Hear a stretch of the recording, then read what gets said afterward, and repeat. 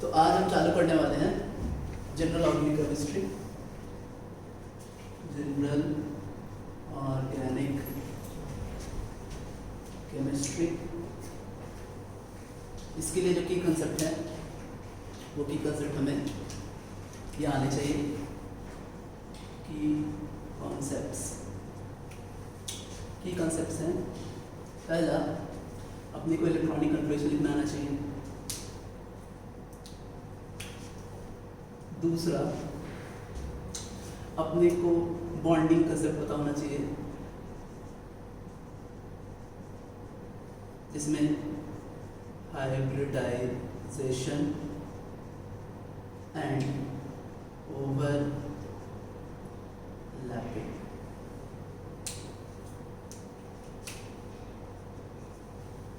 तीसरा अपने को एटॉमिक ऑर्बिटल के बारे में नॉलेज होना चाहिए।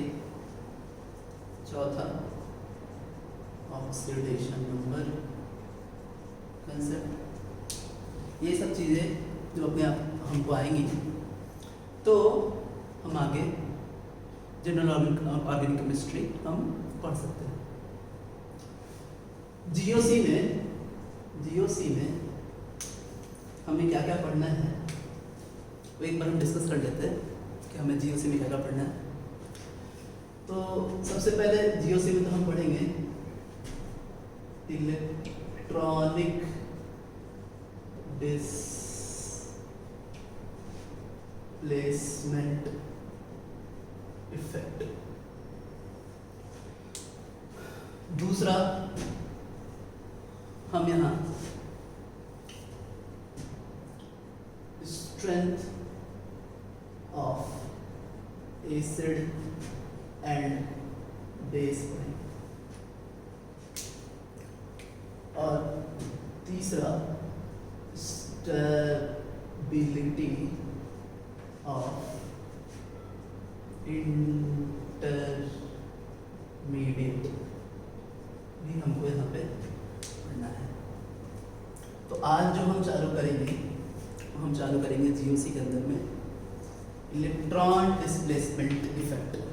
इलेक्ट्रॉन डिस्प्लेसमेंट इफेक्ट, इसमें जो इलेक्ट्रॉन डिस्प्लेसमेंट इफेक्ट होता है वो दो तरह का होता है। पहला जो है फर्स्ट वो है टेम्पररी, और दूसरा जो है वो है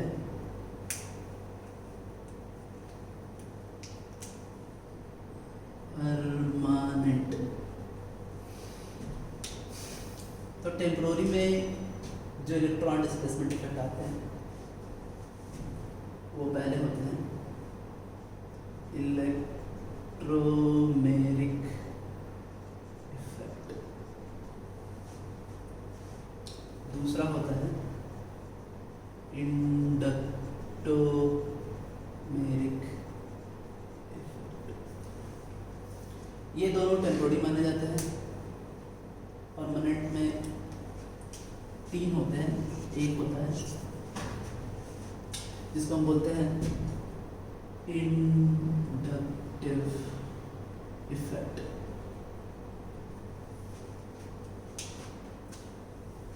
दूसरा होता है मेसोमेरिक इफेक्ट।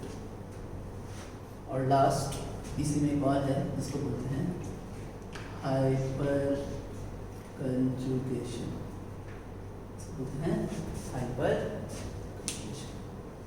ये तीन हमें यहाँ परमानेंट में पढ़ने हैं, दो हमें टेम्पोररी में पढ़ने हैं। तो आज जो हम चालू करेंगे वो हम चालू करने वाले हैं परमानेंट इफेक्ट। इलेक्ट्रॉनिक डिस्प्लेसमेंट में परमानेंट इफेक्ट हम चालू करेंगे, और उसमें सबसे पहले हम चालू करेंगे इंडक्टिव इफेक्ट। ये हम चालू करने वाले हैं। तो इंडक्टिव इफेक्ट क्या होता है, किस तरह से होता है, ये सब हम जानेंगे। तो इंडक्टिव इफेक्ट का अगर मैं एक लाइन में अगर मैं डिफिनेशन लिखूं तो वो होगा पोलराइजेशन, एक्चुअली मोर रिफाइन अगर बोलूँ मैं तो permanent polarisation of sigma bond due to electronegativity difference. तो permanent polarisation of sigma bond due to electronegativity difference is called inductive effect. अब इंडक्टिव इफेक्ट जो होते हैं वो दो तरीके के होते हैं। एक होता है जिसको हम बोलते हैं आई प्लस इफेक्ट और एक होता है जिसको बोलते हैं आई माइनस इफेक्ट। इन दोनों को हम साथ साथ लेके चलेंगे। साथ साथ लेके चलेंगे मतलब दोनों में क्या होता है उनका हम ब्रीफली डिफरेंस भी देखेंगे। आई प्लस, तो प्लस से समझ में आ रहा है कि इलेक्ट्रॉन डेंसिटी जो है, इलेक्ट्रॉन डेंसिटी जो है वो बढ़ती है। अच्छा, इलेक्ट्रॉन डेंसिटी बढ़ती है किसकी? तो कार्बन चेन की। Electron density increases of carbon chain और electron density decreases of carbon chain. तो हम यहाँ अगर छोटे शब्दों में बोले तो छोटे शब्दों में हम बोल सकते हैं कि यहाँ पर इलेक्ट्रॉन का डोनेशन होता है और यहाँ पर इलेक्ट्रॉन का एक्सट्रैक्शन होता है। तो अब हम बोल सकते हैं कि substituents are less electronegative than carbon chain। और यहाँ बोल सकते हैं कि substituents are more electronegative than carbon chain।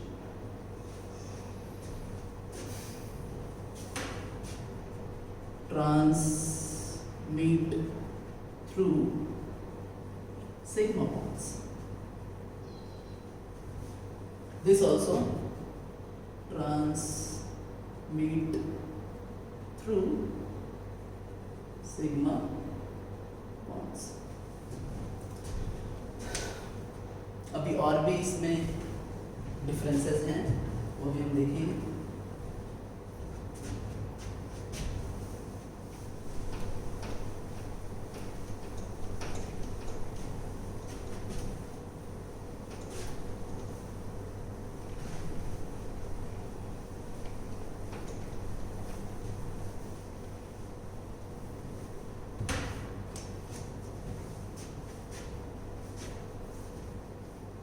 I plus and I minus. तो अब अगर हम गौर से देखें इसको तो मैंने एक कार्बन चेन बनाया 4 कार्बन का और यहाँ पर मैंने फिर से 4 कार्बन का एक कार्बन चेन बनाया और इसके साथ एक लेस इलेक्ट्रोनेगेटिव Mg मैंने ऐड कर दिया और यहाँ पर मैंने क्लोरीन ऐड कर दिया।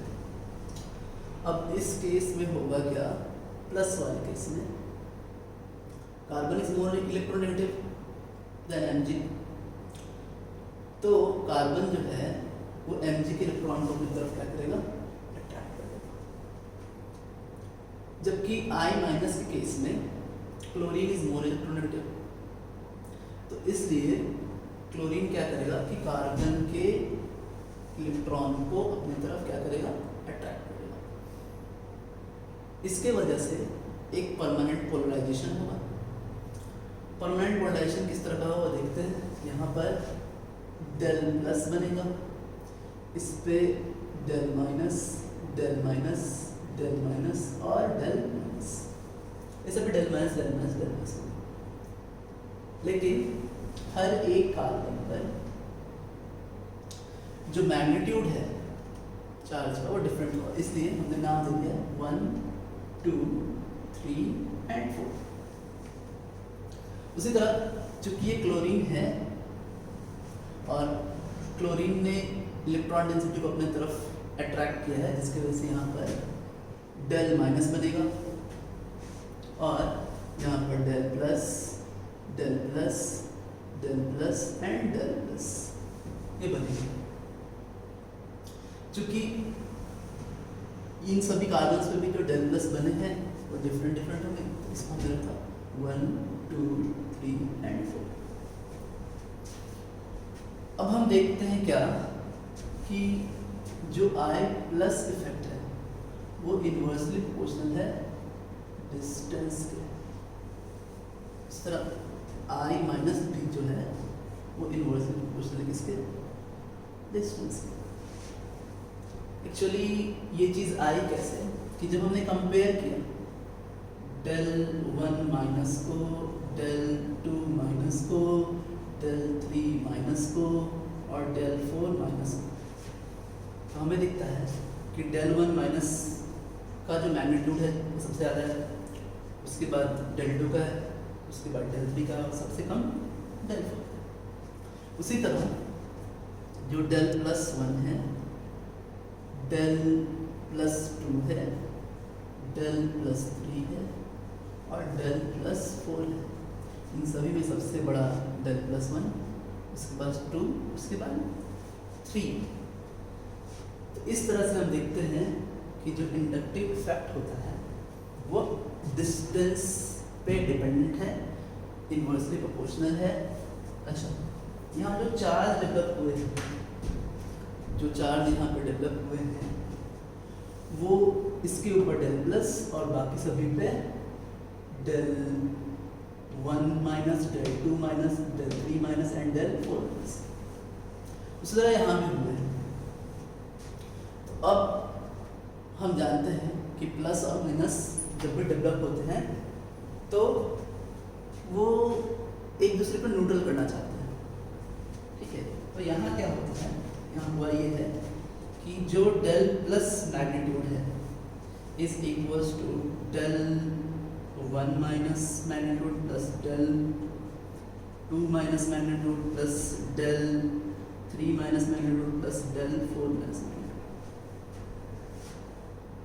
उसी तरह यहाँ पर जो डेल माइनस मैग्नीट्यूड है इक्वल है बाकी सभी प्लस चार्ज के, यानी कहने का मतलब del 1 plus, del 2 plus, del 3 plus और डेल 4 प्लस।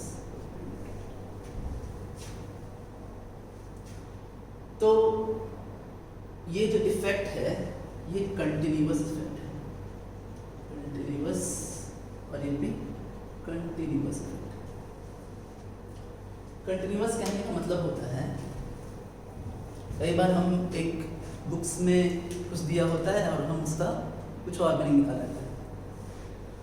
तो कहने का मतलब है कि यहाँ पर जो चार्जेस हो रहे हैं, जो चार्जेस डेवलप हो रहे हैं वो चार्जेस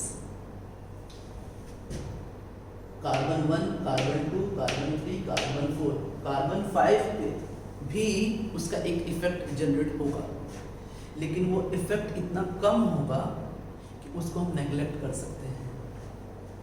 यूजुअली 3 कार्बन के बाद हम इफेक्ट को क्या करते हैं, नेग्लेक्ट कर सकते हैं। 3 कार्बन तक हम इफेक्ट को सिग्निफिकेंट मानते हैं और उसके बाद हम उसको नेग्लेक्ट कर देते हैं। नेग्लेक्ट करने का मतलब ये नहीं निकलता है कि चौथे या 5वें कार्बन पर जो इफेक्ट है वो नहीं प्रोड्यूस हो रहा। आगे हम बात करेंगे कुछ I प्लस और I माइनस सब्स्टिट्यूएंट्स के।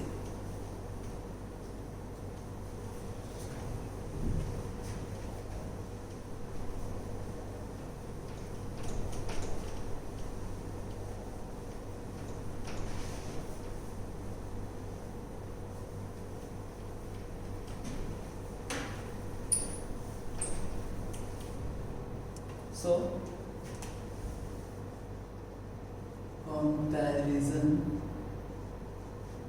of I minus substituents। तो सबसे पहले कुछ केसेस के हिसाब से हम आगे बढ़ेंगे। सबसे पहले हम बात करते हैं नंबर 1 इन ग्रुप। प्रायोरिटी टेबल में ग्रुप्स में कैसे कंपैरिजन होता है, कौन आई माइनस ज़्यादा दे सकता है, कौन आई माइनस कम दे सकता है, इसमें हमने कुछ केसेस बनाए हैं। उस केसेस के हिसाब से मैं आपको डिस्कस करता हूँ। तो नंबर 1 है इन ग्रुप। तो जब हम हैलोजन ग्रुप लेते हैं तो उसमें FCl Br और I है। तो सबसे ज़्यादा इफेक्ट फ्लोरीन दिखाएगा, उसके बाद क्लोरीन, उसके बाद ब्रोमीन और आयोडीन सबसे लास्ट में। इसी तरह हम अगर ऑक्सीजन ग्रुप फैमिली के बारे में बात करें तो हम बोल सकते हैं कि OH is greater than SH। और अगर नाइट्रोजन फैमिली के बारे में बात करें तो NH2 is greater than PH2। तो ये तो हुआ ग्रुप में। हमने ये देखा कि ग्रुप में हम जैसे जैसे नीचे जाते हैं तो I माइनस इफेक्ट जो है वो कम होता है। अब हम बात करेंगे सेकंड केस अपना। सेकंड केस है इन पीरियड। पीरियड में जब हम बात करें, हमने देखा फ्लोरीन, OH, NH2। जब हम इन सभी का बात करेंगे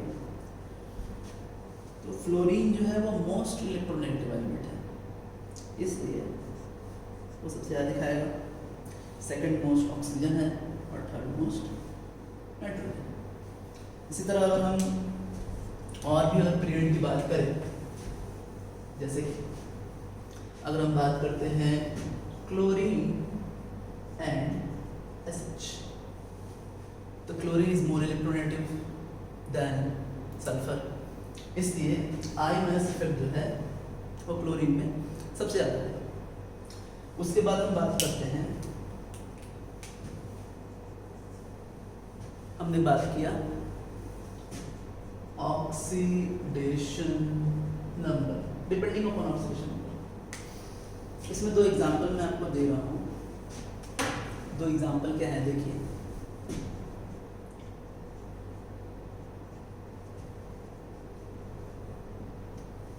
अब देखिए ये दोनों हैं, इन दोनों में कौन सा आई माइनस ज़्यादा देगा, ये डिपेंड करेगा कि कौन सा हाइयर ऑक्सीडेशन स्टेट में है। ये जो नाइट्रोजन है ये हाइयर ऑक्सीडेशन स्टेट में, तो इसलिए ये ज़्यादा आई माइनस इफेक्ट देगा। उसी तरह अगर हम बात करें एक और एग्जांपल, अगर हम बात करते हैं इसके बारे में और इसके बारे में, तो ये जो सल्फर है ये हाइयर ऑक्सीडेशन नंबर है, ठीक है, इसलिए ये ज़्यादा आई माइनस इफेक्ट देगा। नेक्स्ट जो केस है वो है पॉजिटिवली चार्ज्ड आयन। तो पॉजिटिवली चार्ज आयन कभी भी अपने न्यूट्रल मॉलिक्यूल से ज़्यादा आई माइनस इफेक्ट देते हैं। फॉर एग्जांपल अगर मैं आपके लिए यहाँ पर बनाऊँ जो कि प्लस एंड, तो ये पॉजिटिवली चार्ज है, मोर इलेक्ट्रॉन डिफिशिएंट है, इसलिए ये ज़्यादा इलेक्ट्रॉन को एक्सट्रैक्ट करेगा और आई माइनस इफेक्ट इसमें ज़्यादा दिखेगा। उसी तरह अगर हम बात करें इसके बारे में और इसके बारे में, तो ये मोर इलेक्ट्रॉन डिफिशिएंट है, इसलिए ज़्यादा आई माइनस इफेक्ट देगा। अब हम बात करेंगे हाइब्रिडाइजेशन। हाइब्रिडाइजेशन कैसे आयन को बढ़ाता है या घटाता है।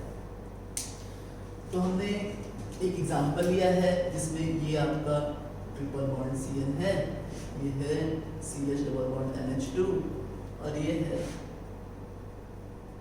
CH2 double bond single bond NH2।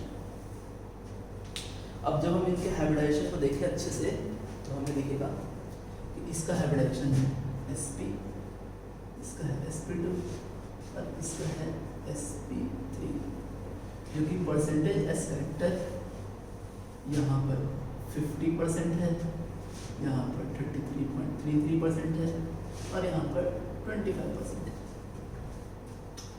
तो जब ये इतने हैं तो जैसे एस करेक्टर बढ़ता है तो इलेक्ट्रॉन नेगेटिविटी बढ़ती है और इलेक्ट्रॉन नेगेटिविटी बढ़ती है तो I- इफेक्ट भी बढ़ता है, जिसके वजह से सबसे ज़्यादा Cn होगा, उसके बाद sp2 वाला होगा और लास्ट में sp3 होगा।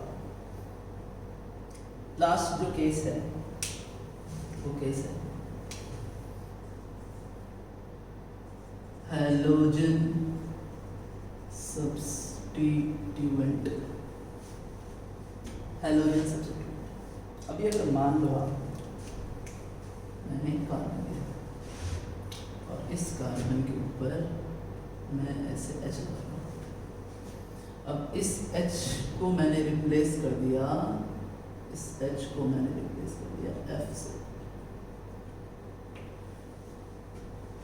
तो क्योंकि हैलोजन मोस्ट इलेक्ट्रोनेगेटिव होते हैं तो इस तरह से वो इलेक्ट्रॉन खींच लेंगे और ज़्यादा इफेक्ट CF3 दिखेगा CH3 से। इसके बहुत सारे एग्जांपल्स हैं, मैं आगे बताता हूँ आपको कौन कौन से एग्जांपल्स हैं कैसे। देखिए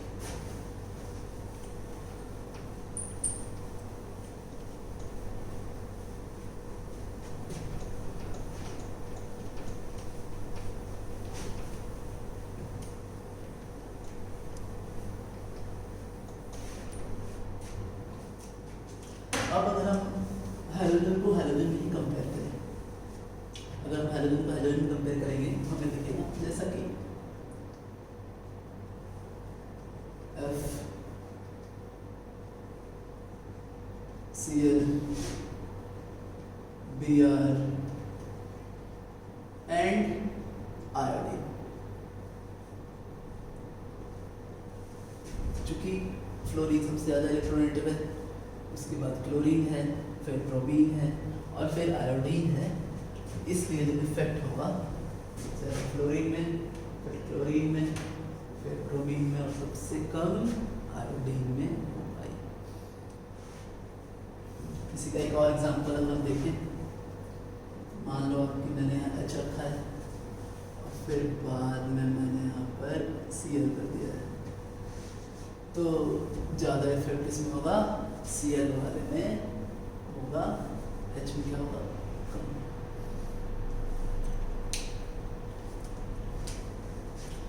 अब मैं एक सीरीज लिखने वाला हूँ आपके कन्वीनियंट के हिसाब से कि I माइनस का एक सीरीज लिखूंगा मैं जिनमें मैक्सिमम जो इम्पोर्टेंट सब्स्टिट्यूएंट्स हैं वो सारे के सारे आ जाएंगे, वो मैं सीरीज लिखूंगा यहाँ पर। उससे पहले एक इम्पॉर्टेंट कंपैरिजन है जो कि इनके बीच का है, क्योंकि कई बार हम इसमें गलती कर जाते हैं। ये बड़ा ही इंटरेस्टिंग सा एक कंपैरिजन है। हम ये जानते हैं कि R जो एल्काइल ग्रुप है वो I प्लस सब्स्टिट्यूट होता है, तो होना ऐसा चाहिए कि ये ज़्यादा I माइनस इफेक्ट होना चाहिए, लेकिन ऐसा होता नहीं है। एक्चुअल क्या होता है कि चूंकि ये बल्की ग्रुप्स हैं, इनके साइज बड़े बड़े हैं,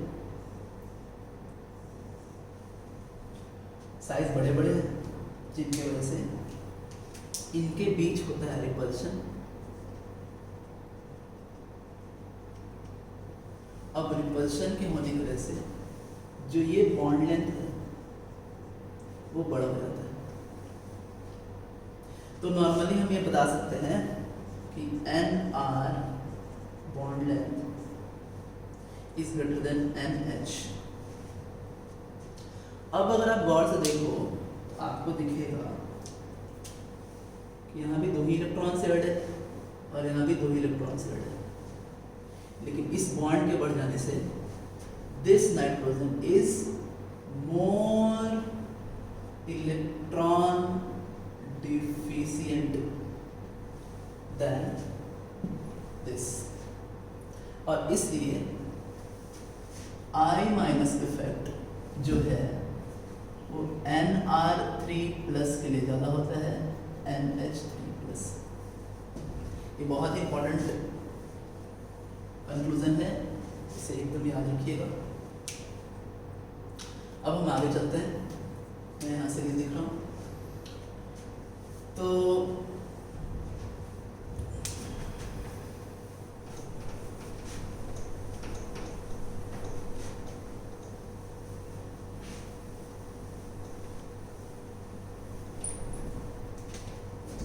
सबसे पहले NR3+, उससे पहले NF3+, फिर NH3+, फिर NO2, फिर CN, फिर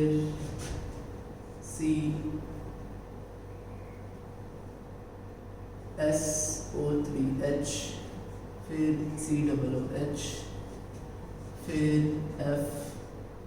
FCl, Br, I, COOR, फिर OR, OH, ये उसी तरह का है। OR और OH इसी की तरह OR एंड OH होता है ड्यू टू रिपल्शन।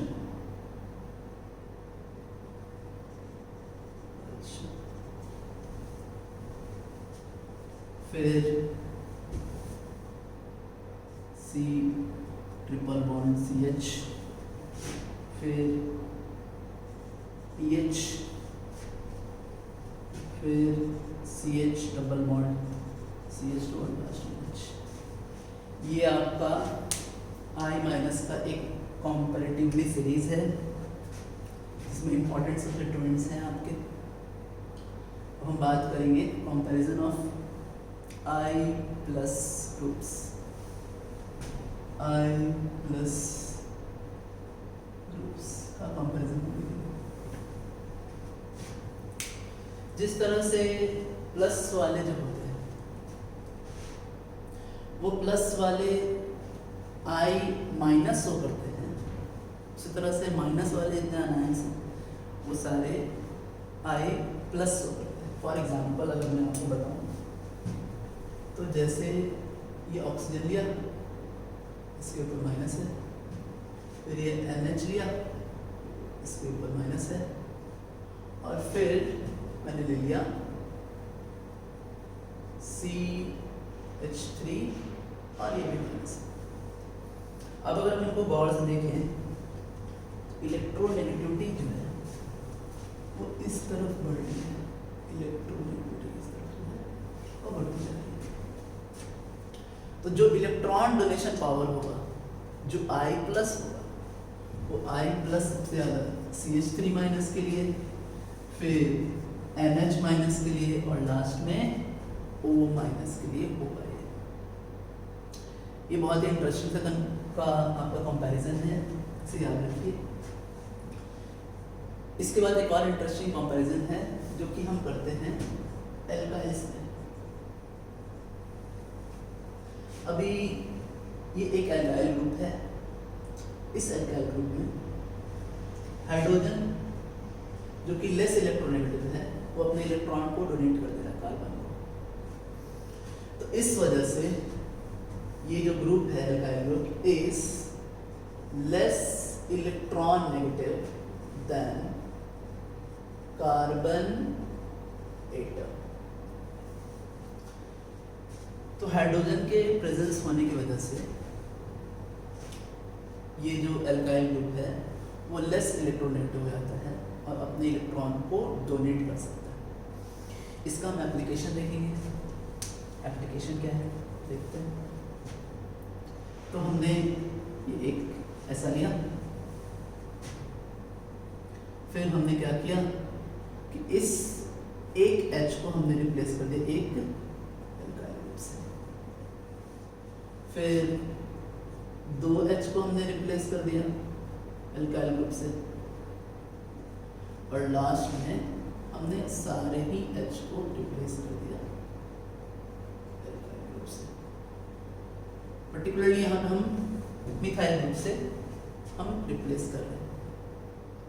तो जब हमने ऐसा किया तो अब जो डोनेशन है यहाँ पर सिर्फ 3 हाइड्रोजन दे रहे हैं। इस जगह पर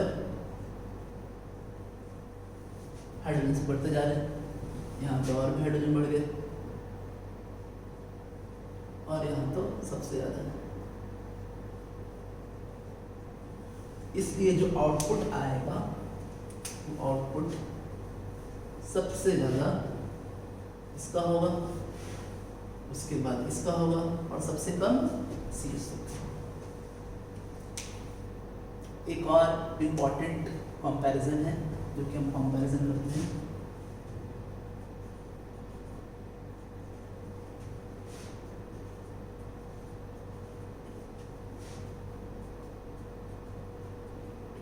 हाइड्रोजन के आइसोटोप्स में। अब इसको समझने के लिए हम बात करेंगे कि जो इनका मास नंबर है, इसका मास नंबर 1 है, इसका 2 है और इसका 3।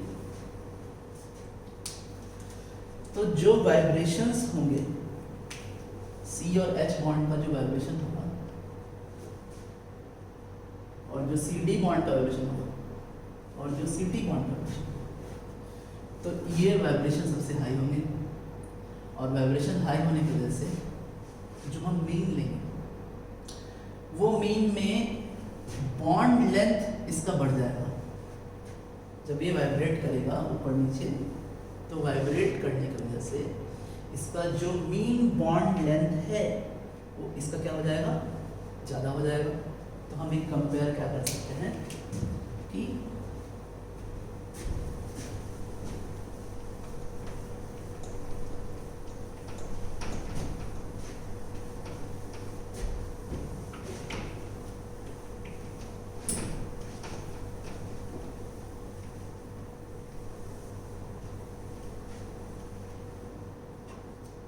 हम कंपेयर कर सकते हैं कि सबसे ज़्यादा वाइब्रेशन CH बॉन्ड, उसके बाद उससे कम वाइब्रेशन CD बॉन्ड और उससे भी कम वाइब्रेशन CT बॉन्ड, जिसकी वजह से जो बॉन्ड लेंथ है वो सबसे ज़्यादा होगी CH की, उसके बाद होगी CD की और सबसे कम होगी CT की।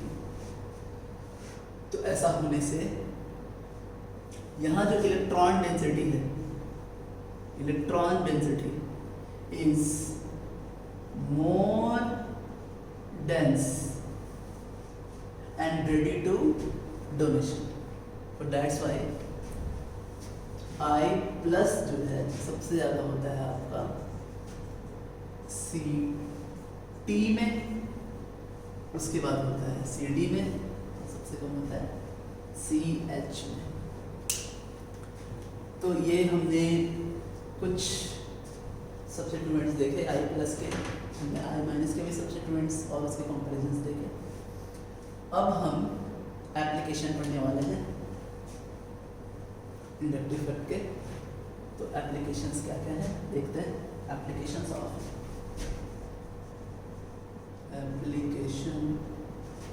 Of inductive effect.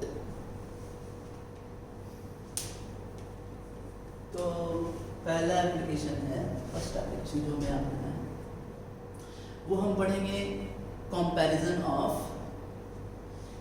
Stability of intermediates. So stability of intermediates, ये हमें पढ़ना है सबसे पहला।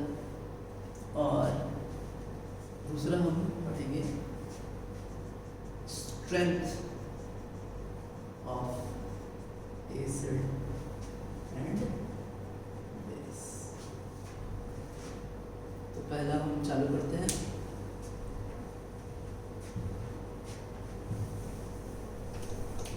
Stability of intermediates.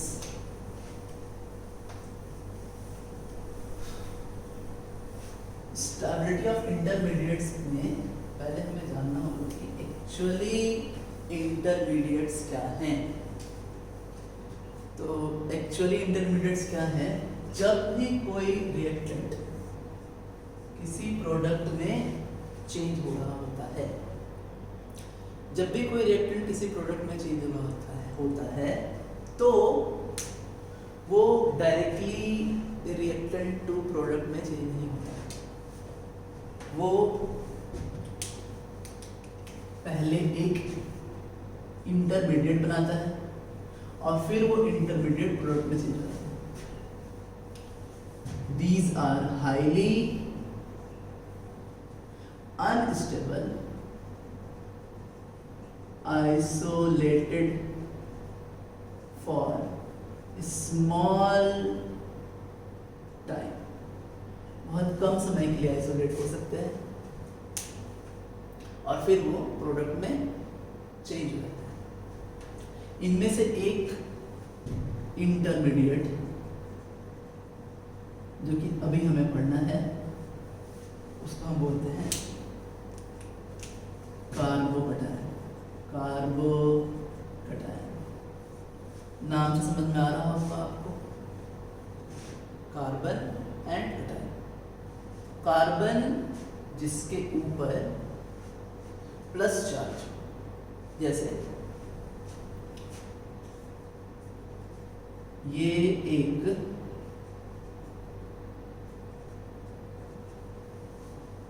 आपका टेट्राहेड्रल कार्बन है और इसमें एक हेट्रोलिटिक फिजन हुआ है।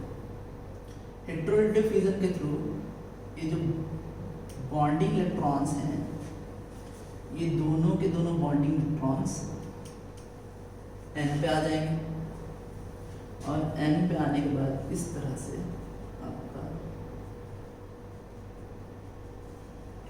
एक कार्बोकटायन फॉर्म हो जाएगा।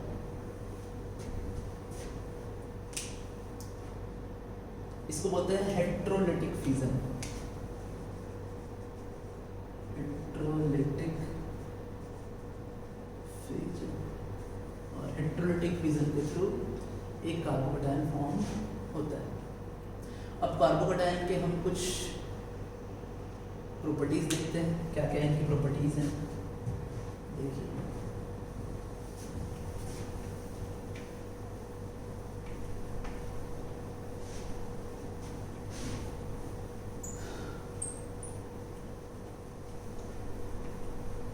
अगर हम गौर से देखें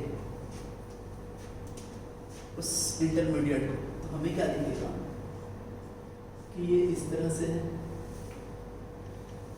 यहाँ पर W है, यहाँ Y है और यहाँ X है। ये एक ऐसा स्ट्रक्चर बना रहा है, एक प्लानर स्ट्रक्चर है जिसके ऊपर परपेंडिकुलर एक अनहाइब्रिडाइज्ड p ऑर्बिटल है। तो ये जो p ऑर्बिटल है ये अनहाइब्रिडाइज्ड है, अनहाइब्रिडाइज्ड p ऑर्बिटल है। हम इसके बारे में कुछ कुछ प्रॉपर्टीज देखते हैं। तो A नंबर जो है ये sp2 हाइब्रिडाइज्ड है, sp2 हाइब्रिडाइज्ड है। Trigonal planner structure total 6 electrons हैं आउटर शेल में। इलेक्ट्रॉन डिफिशिएंट है,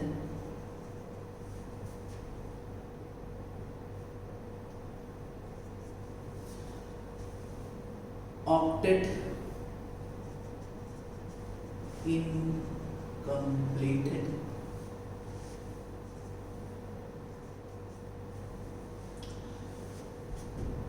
diamagnetic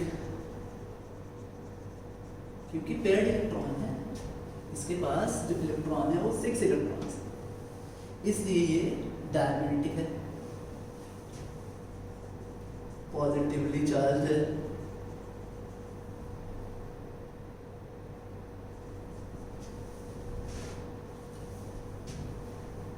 p orbital perpendicular to plane, Lewis. तो ये इसकी प्रॉपर्टीज हैं। आगे हम बात करेंगे इसकी स्टेबिलिटी के बारे में। चूंकि कार्बोकैटायंस आर इलेक्ट्रॉन डिफिशिएंट, तो जब कोई भी इलेक्ट्रॉन डेंसिटी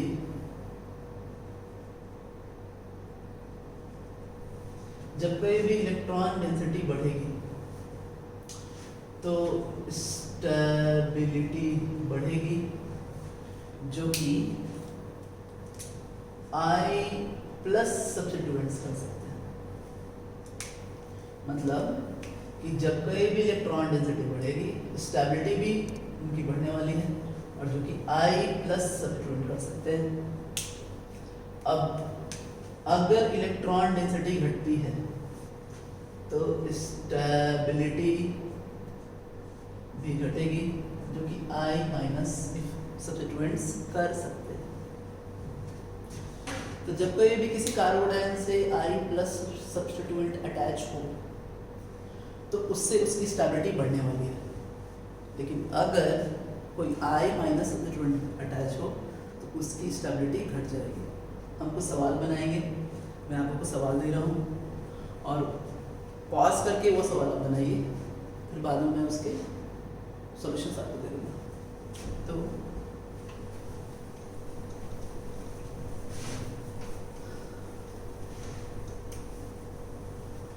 सवाल मैं आपको दे रहा हूँ। नंबर 1,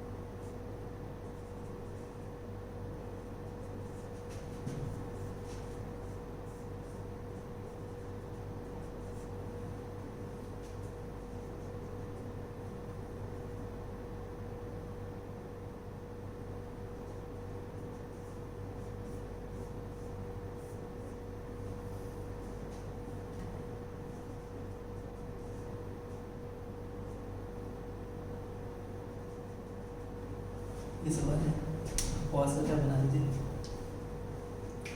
देखिए ये 1 डिग्री कार्बोडाइन है, ये 2 डिग्री कार्बोडाइन और ये 3 डिग्री कार्बोडाइन। अगर मैं गौर से देखूँ तो यहाँ पर एक I प्लस है, यहाँ पर 2 I प्लस है और इस जगह पर 3 I प्लस है। इस तरह से जो सबसे ज़्यादा स्टेबल होगा वो 3 डिग्री, फिर 2 डिग्री और लास्ट में 1 डिग्री। उसी तरह जो सेकंड नंबर है उसमें भी अगर हम देखें गौर से तो यहाँ पर सिर्फ एक अल्काइल ग्रुप, 2 अल्काइल ग्रुप और यहाँ पर 3 अल्काइल ग्रुप, इसलिए इस तरह से आपका ऑर्डर होगा। यहाँ पे अगर हम गौर से देखें तो ये sp हाइब्रिडाइज्ड, sp2 हाइब्रिडाइज्ड और sp3 हाइब्रिडाइज्ड।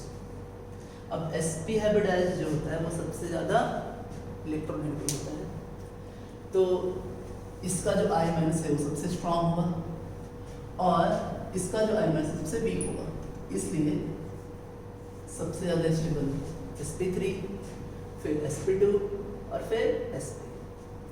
इस केस में अगर हम जाएं तो यहाँ पर I प्लस इफेक्ट है और यहाँ पर I माइनस इफेक्ट है और यहाँ पर कोई भी इफेक्ट नहीं है, इसलिए सबसे ज़्यादा स्टेबल ये, फिर ये और लास्ट में ये हो जाएगा। इस केस में हम देखें यहाँ पर कोई भी इफेक्ट नहीं है, यहाँ पर एक I माइनस इफेक्ट है, यहाँ भी I माइनस इफेक्ट है, क्योंकि I माइनस इफेक्ट ऑक्सीजन का सबसे हाई होगा, इसलिए सबसे ज़्यादा स्टेबल पहला वाला, उसके बाद नाइट्रोजन वाला और सबसे लास्ट में ऑक्सीजन वाला। ये जो 6 नंबर क्वेश्चन है, अगर इस 6 नंबर क्वेश्चन को हम गौर से देखें तो मैंने जो आपको सीरीज़ दिया है उस सीरीज़ में अगर आप उसको देखिएगा अच्छे से तो आपको दिखेगा कि जो सबसे पहले आता है वो आता है NF3, उसके बाद आता है NR3 और उसके बाद आता है NH3। तो I माइनस इफेक्ट में सबसे स्ट्रॉन्ग है NF3, फिर है NR3 और फिर है NH3। तो यहाँ पर सबसे ज़्यादा जो स्टेबल होगा वो आपका ये 1 होगा, उसके बाद ये 2 होगा, उसके बाद ये होगा 3। ये मैंने डिक्रीजिंग ऑर्डर में लिखा। आगे देखते हैं और भी प्रॉब्लम्स देखते हैं।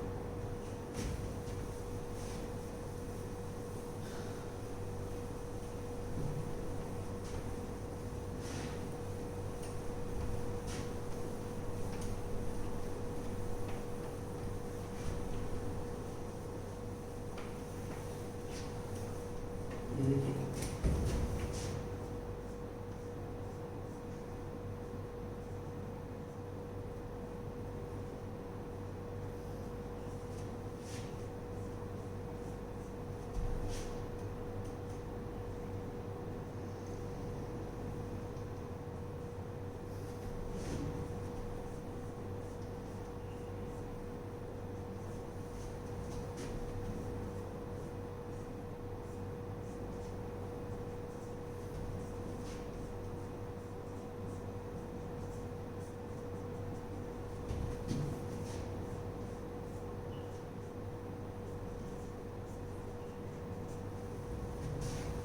छः तक मैंने करवा दिया था।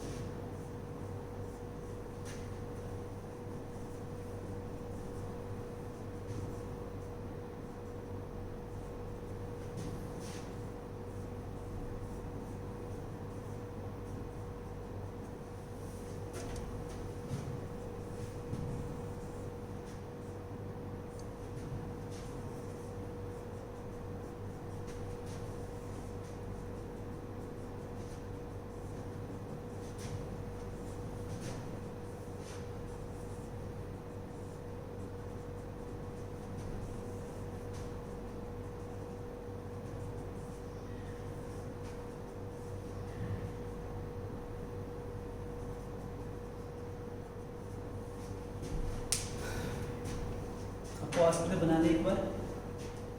देखिए तो यहाँ पर जो अटैचमेंट है ये हम कंपेयर कर सकते हैं, दोनों ही 2 डिग्री, ये भी 2 डिग्री, ये भी 2 डिग्री, ये भी 2 डिग्री।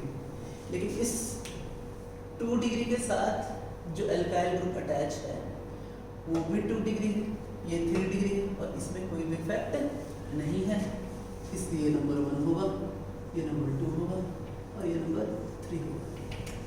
इन दोनों में I+ इफेक्ट है और इसमें कोई भी इफेक्ट नहीं। आगे जब हम बात करें इस केस में सभी में ऑक्सीजन लगे हुए हैं, बस अंतर ये हो रहा है कि यहाँ पे CN है, यहाँ NO2 है और जितने भी कार्बोकैटायन हैं वो सारे 2 डिग्री। तो हम ये जानते हैं सीरीज के थ्रू कि NO2 जो होता है वो सबसे स्ट्रॉन्गेस्ट I- ग्रुप है, तो इसलिए सबसे स्टेबल होगा आपका नो I-, फिर CN और फिर बाद में NO2। इस केस में अगर हम देखें तो यहाँ पर नो इफेक्ट है, इन दोनों में I- इफेक्ट है और इसके वजह से ये बन जाएगा आपका नंबर 1, ये बन जाएगा आपका नंबर 2 और ये बन जाएगा आपका नंबर 3। इस केस में अगर हम देखें तो तीनों ही कार्बोकैटायन सेम है, बस सब्स्टिट्यूएंट का डिफरेंस है NF3, NR3, NH3 और सीरीज में भी इसी तरह है NF3, NR3 और NH3। स्ट्रॉन्गेस्ट I- NF3, उसके बाद NR3 और लास्ट में NH3, इसलिए सबसे स्ट्रॉन्गेस्ट NH3+, फिर NR3+ और सबसे लास्ट में NF3+। इसको अगर हम देखें गौर से देखेंगे तो हमें दिखेगा सबसे ज़्यादा जो स्ट्रॉन्गेस्ट होगा वो होगा आपका ये वाला और फिर सबसे लास्ट में आ जाएगा।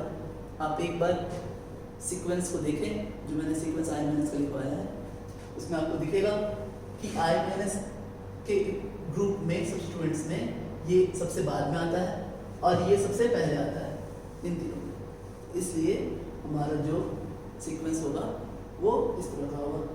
इस केस में अगर हम देखें, मैंने आपको बताया था CH3, CD3 और CD3 का, इन तीनों का कंपैरिजन मैंने आपको बताया है। इस केस में आपको दिखेगा कि सबसे ज़्यादा I+ इफेक्ट CD3 दे सकता है, फिर CD3 देगा और लास्ट में CH3 होगा, इसलिए सबसे ज़्यादा स्ट्रॉन्गेस्ट CD3 होगा। इस केस में आपको दिखेगा यहाँ पर I+ इफेक्ट है और इन दोनों में I- इफेक्ट है, इसलिए ये सबसे स्ट्रॉन्गेस्ट होगा। लेकिन इस दोनों I- इफेक्ट में यहाँ पे एक Cl है, यहाँ पर दोनों ही फ्लोरीन है, इसलिए ये ज़्यादा स्टेबल होगा। और लास्ट में जब हम देखें तो हमें दिखेगा कि यहाँ NO2 है, यहाँ CN है और यहाँ पर NR3 है, तो NR3+ जो है वो सबसे स्ट्रॉन्गेस्ट I- है। अच्छा, NO2 is more strongest than CN, तो दैट्स वाई आपका नंबर 1 पे आएगा ये, फिर आएगा नंबर 2 पे ये और नंबर 3 पे आएगा ये। तो ये कुछ प्रॉब्लम्स थी रिगार्डिंग कार्बोकैटायन। तो हम आगे चलेंगे अपने नेक्स्ट इंटरमीडिएट के पास, इसको हम बोलते हैं carbon free radical. Carbon free radical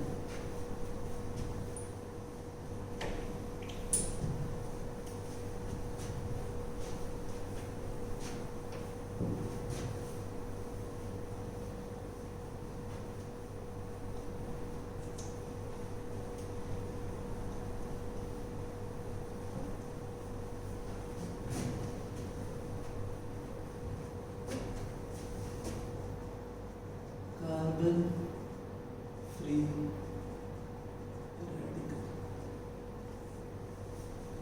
ये फॉर्म भी कैसे होता है देखते हैं। देखिए जैसे मैंने यहाँ बनाया था X, Y, Z and W। अब क्या होगा, किसी एक रिएक्शन में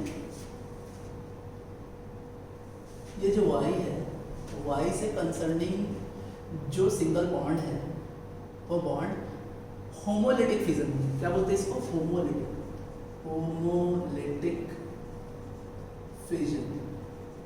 अभी होमोलिटिक फिजन होगा, होमोलिटिक फिजन को हम कैसे दिखाते हैं, इसको बोलते हैं फिसुक नोटेशन, हाफ है।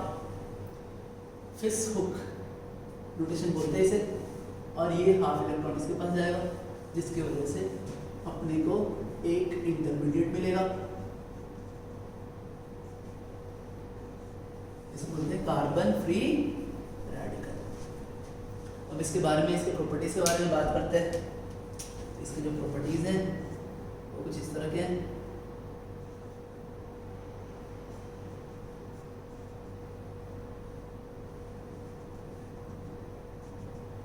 इस प्लेन के परपेंडिकुलर एक पी है, अनहाइब्रिडाइज्ड है, और इसके पास एक इलेक्ट्रॉन है। अब अगर हम देखें गौर से तो क्या क्या इसके प्रॉपर्टीज है। Properties number 1 sp2 hybridized, number 2 trigonal planar, number 3 एक अनपेयर्ड इलेक्ट्रॉन है इसके पास,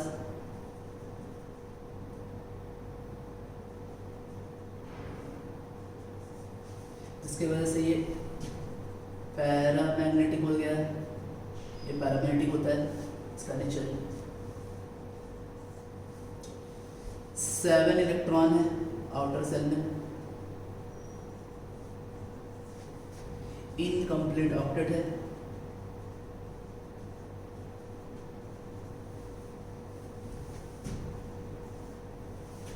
इलेक्ट्रॉन डिफिशिएंट तो है, लेकिन लेविस एसिड नहीं।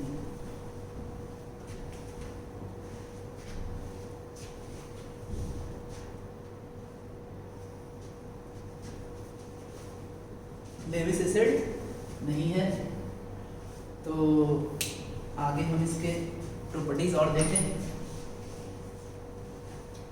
जो p ऑर्बिटल है वो अनपेयर्ड इलेक्ट्रॉन को कैरी करता है, और साथ में वो परपेंडिकुलर टू द प्लेन है। ठीक है, तो अब हम इसके स्टेबिलिटी के बारे में बात करेंगे। Stability of carbon free radical. क्योंकि हमें मालूम है कि ये इलेक्ट्रॉन डिफिशिएंट है, इसलिए अगर किसी तरह इसके इलेक्ट्रॉन डेंसिटी को बढ़ाया जाए तो इसकी स्टेबिलिटी भी बढ़ेगी, जो कि एक I+ ग्रुप कर सकता है। और अगर इसके इलेक्ट्रॉन डेंसिटी को घटाया जाए तो स्टेबिलिटी भी घटेगी, जो कि एक I- ग्रुप कर सकता है। ठीक है, तो